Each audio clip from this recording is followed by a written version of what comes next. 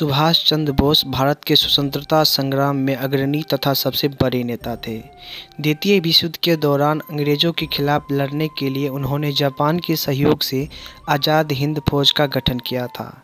उनके द्वारा दिया गया जय हिंद का नारा भारत के राष्ट्रीय नारा बन गया तथा तुम मुझे खून दो और मैं तुम्हें आज़ादी दूंगा का नारा भी उनका था, जो कि अत्यधिक प्रचलन में उस समय था। भारतवासी उन्हें नेताजी के नाम से संबोधित किया करते थे। कुछ इतिहासकारों का मानना है कि जब नेताजी ने जापान और जर्मनी से सहायता लेने का प्रयास किया था तो ब्रिटिश सरकार ने अपने गुप्तचरों को 1941 में उन्हें खत्म करने का आदेश दे दिया था।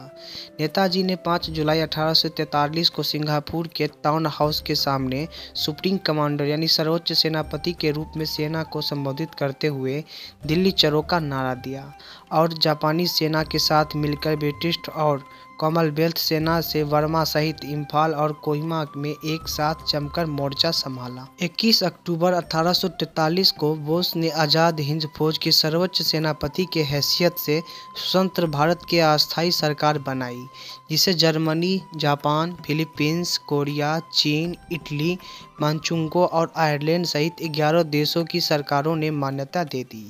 जापान ने अंडमान और निकोबार द्वीप समूह इस अस्थायी सरकार को दे दिया। सुभाष चंद्र बोस उन द्वीपों का नामकरण किए थे। 1944 को आज़ाद हिंद फौज ने अंग्रेजों पर दोबारा आक्रमण किया और कुछ भारतीय प्रदेशों को अंग्रेजों से मुक्त भी करा दिया।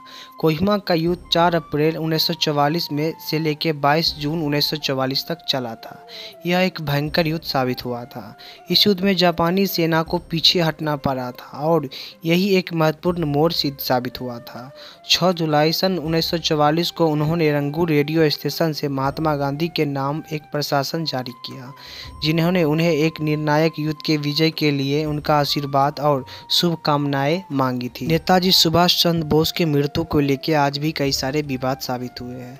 जहां जापान सरकार ने प्रतिवर्ष 18 अगस्त को उनका शहीद दिवस बड़े ही धूमधाम से मनाया जाता है, वहीं भारत में रहने वाले उनके परिवार के लोगों का आज भी यह मानना है कि सुभाष चंद्र बोस की मृत्यु 1945 में नहीं हुई थी। वे उनके बाद रूस में नज़रबंद थे। यदि ऐसा नहीं है तो भारत सरकार ने उनकी मृत्यु से संबंधित दस्तावेज अब तक सार्वजनिक नहीं किए हैं, क्योंकि नेताजी की मृत्यु उस समय हुई ही नहीं थी।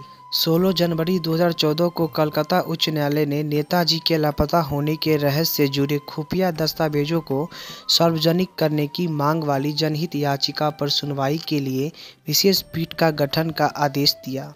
आज़ाद हिंद सरकार के 75 वर्ष पूर्व होने का इतिहास में पहली बार 2018 में भारत के प्रधानमंत्री नरेंद्र मोदी ने लाल किला पर तिरंगा फहराया। 23 जनवरी 2021 को नेताजी की 125वीं जयंती है, जिसे भारत सरकार ने निर्णय के तहत पराक्रम दिवस के रूप में मनाना प्रारंभ किया।